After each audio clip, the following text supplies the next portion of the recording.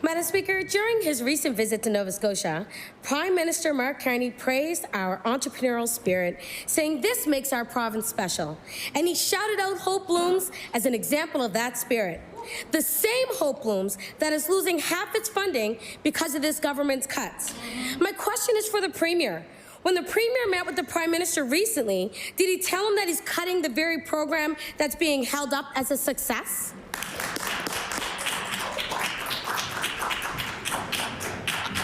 I recognize the Honourable Premier.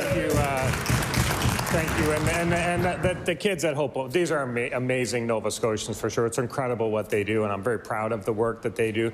Madam Speaker, I had a good visit with them, and I encourage them to keep moving forward for sure. They're incredible Nova Scotians. The budget has been tough. There's no question about that, Madam Speaker, as we look through and how do we make sure we can spread limited resources further and still invest in things like healthcare and education and stuff. But it's a tough process, Madam Speaker. There's no question, but that's not to diminish the incredible work at those kids at Hope Blooms, Madam Speaker.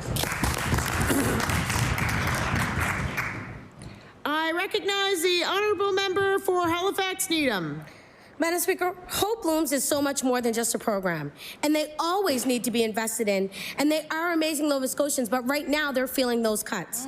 It helps young people succeed. It provides mentorship and scholarships. It leads anti-racism work. It improves food security in our communities.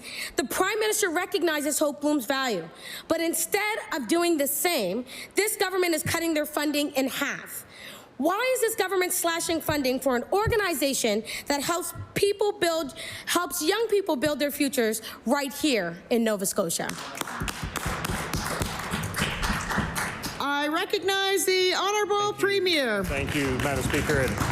And you can't overstate the positive work that they do. It's incredible the positive impact that they have. And you know, I could go down the list of organizations in this province and pretty much say the same thing about all of them, for sure.